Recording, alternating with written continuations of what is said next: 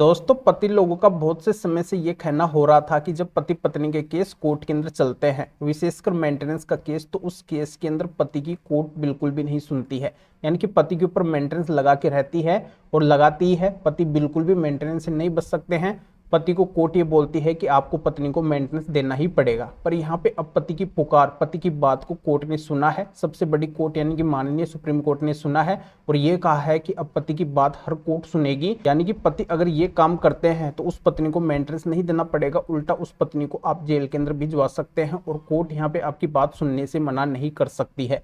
तो कौन सा ऑप्शन है, क्या जजमेंट है, ये पूरी जानकारी इस वीडियो के अंदर मैं आपको बताने वाला हूं। पर आपको करना क्या है, वीडियो को बिल्कुल अंत तक देखना है, तभी पूरी जानकारी समझ में आएगी। क्योंकि आपको अच्छे से पता है कभी भी आधे अधूरे वीडियो से जानकारी समझ में नहीं आती है, इसलिए पूरी जानकारी के लिए वीडियो को बिल्कुल अंत तक देखना होता है। और ये आपका अपना चैनल है, इसको अगर आप तक सब्सक्राइब नहीं करे हैं तो पहले इसको सब्सक्राइब भी कर दीजिए और साथ में बेल आइकन को भी दबा दीजिए। तो चलिए शुरू करते हैं। तो वेलकम दोस्तों, मैं हूं आपको अपना एडवोकेट जितेंद्र। तो दोस्तों, बहुत सी पत्नियां क्या करती है, झूठ का सहारा लेती है मेंटेनेंस केस के अंदर। पति की गलती को बढ़ा चढ़ा के लिखाती है, पति की इनकम को ज्यादा से ज्यादा दिखाती है कि पति इतना गलत है, इन्होंने मेरे साथ में इतना गलत किया है, ये इतना पैसा कमा रहे हैं, तो इस पैसे में से, इस रुपए में से, इनकी इनकम में से मुझे भी पैसा मिलना चाहिए और ज्यादा से ज्यादा मिलना चाहिए। यानी कि ये पत्नी की डिमांड होती है और पत्नी की बातों पर विश्वास करके कोर्ट के द्वारा पत्नी का मेंटेनेंस बना भी दिया जाता है। यानी कि पति के ऊपर मेंटेनेंस लगा भी दिया जाता है। वहां पे अगर पति कुछ भी बात बोलते हैं तो भी पति की बातों के ऊपर विश्वास नहीं किया जाता है। यानी कि तब पति के साथ में बहुत बड़ा अन्याय हो जाता है। तो ये जानकारी मैं आपको इस मामले के अनुसार अच्छे से समझा देता हूं और आपके अच्छे से समझ में आ जाएगी।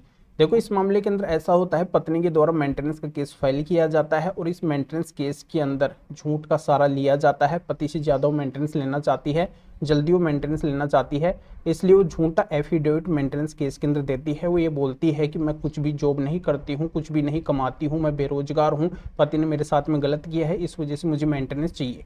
अब पति को तो पता होता है कि पत्नी पढ़ी लिखी है, वो काबिल है, वो फिजियोथेरेपिस्ट के पद के ऊपर जॉब कर रही है, वो अच्छा कमा रही है, उसकी सैलरी आ रही है, फिर भी वो झूठा एफिडेविट दी है, कोर्ट को गुमराह कर रही है कि वो कुछ नहीं कमाती है बल्कि वो कमा रही है। तो पत्नी को मेंटेनेंस देने से बचने के लिए जो पत्नी ने झूठा एफिडेविट मेंटेनेंस केस के अंदर दिया है, उसके ऊपर सीआरपीसी 340 का एप्लीकेशन पति के द्वारा लगाया जाता है कि पत्नी ने झूठा एफिडेविट दिया है, मेंटेनेंस लेने के लिए कोर्ट को ये गुमराह कर रही है, इस वजह से इसके ऊपर एक्शन होना चाहिए, इसके ऊपर कार्रवाई होनी चाहिए, क्योंकि ये जॉब कर रही है और ये कोर्ट को बोल रही है कि ये जॉब नहीं कर रही है, तो इस वजह से इसका मेंटेनेंस नहीं बनना चाहिए। पर नीचे कोर्ट के द्वारा जो पति ने सीआरपीसी 340 का एप्लीकेशन लगाया है, उसके ऊपर सुनवाई नहीं की जाती है, बल्कि यहाँ पे पत्नी का मेंटेनेंस बना दिया जाता है। तो पति यहाँ पे निराश होते हैं। पति इसकी अपील के लिए हाई कोर्ट के अंदर जाते हैं, पर हाई कोर्ट से भी पति को कोई भी समाधान नहीं मिलता है। तो फिर पति पहुंचते हैं लास्ट के अंदर माननीय सुप्रीम कोर्ट के सामने, वहां पे गुहार लगाते हैं कि यहाँ पे मेरे साथ में अन्याय हो रहा है, पत्नी जब गलत है, वो झूठा एफिडेविट दे रही है और मैं सीआरपीसी 340 का एप्लीकेशन लगा रहा हूं, तो पहले इसके ऊपर सुनवाई होनी चाहिए।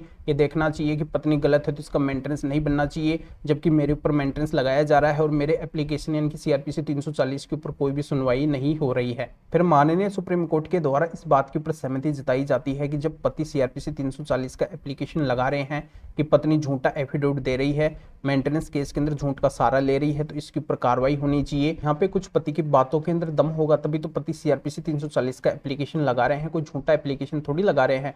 तो इसके ऊपर सुनवाई होना पहले जरूरी है, पहले पति के ऊपर मेंटेनेंस नहीं लगाना चाहिए। तो पति के ऊपर नीचे कोर्ट से जो मेंटेनेंस का ऑर्डर हुआ था, उसको माननीय सुप्रीम कोर्ट के द्वारा खारिज कर दिया जाता है और ये बोला जाता है कि पहले सीआरपीसी 340 के एप्लीकेशन के ऊपर सुनवाई होगी, इसके ऊपर कार्रवाई होगी, तभी मेंटेनेंस का ऑर्डर होगा, अन्यथा नहीं होगा। तो ये जानकारी आपके अच्छे से समझ में आ गई होगी। सीआरपीसी 340 की कार्रवाई के अंदर अगर पत्नी दोषी पाई जाती है तो उसको 7 वर्ष तक की जेल हो सकती है और साथ में उसको मेंटेनेंस भी नहीं मिलेगा। तो इस तरीके से पति ये फायदा उठा सकते हैं। अगर पत्नी गलत है, झूठ का सहारा ले रही है, झूठा एफिडेविट दे रही है, तो पति इस तरीके से सीआरपीसी 340 का एप्लीकेशन लगा के पत्नी को मेंटेनेंस देने से बच सकते हैं।